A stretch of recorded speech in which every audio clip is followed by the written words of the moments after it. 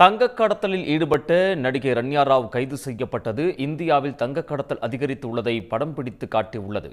2023-24 மட்டும் சுமார் 5000 கிலோ கடத்தல் தங்கம் பறிமுதல் செய்யப்பட்டுள்ளது. இந்த சூழலில் தங்கக் கடத்தல் அதிகரிப்பது ஏன் என இப்போது பார்க்கலாம்.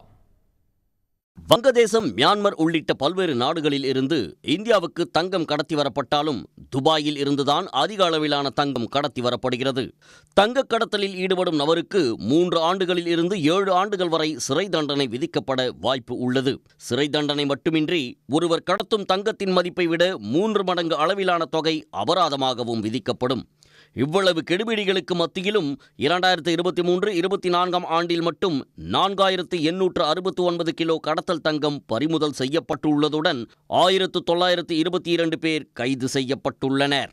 இருந்தபோதிலும் அதிக அளவில் தங்கம் கடத்தப்படுவதற்கு இந்தியாவில் தங்கத்தின் மீதான அதிக வரி விதிப்பே முக்கிய காரணமாக உள்ளது. சென்னையில் 1 கிராம் தங்கத்தின் விலை 8020 ரூபாய்க்கு விற்கப்படும் நிலையில் துபாயில் 1 கிராம் தங்கத்தின் விலை 7740 ரூபாயாக உள்ளது.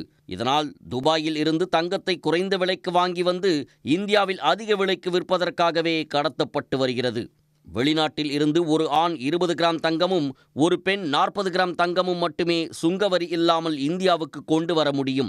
அதற்கு மேல் தங்கம் கொண்டு வந்தால் 1 கிலோவிற்கு 38% வரை சுங்கவரி விதிக்கப்படுகிறது. இந்தியாவில் அதிக வரி விதிப்பு காரணமாகவே துபாயில் குறைந்த விலையில் கிடைக்கும் தங்கத்தை கடத்துவது அதிகரித்து வருவது குறிப்பிடத்தக்கது. உடனுக்குடன் செய்திகளை தெரிந்து கொள்ள சன் நியூஸ் பெல் ஐகானை கிளிக் பண்ணுங்க.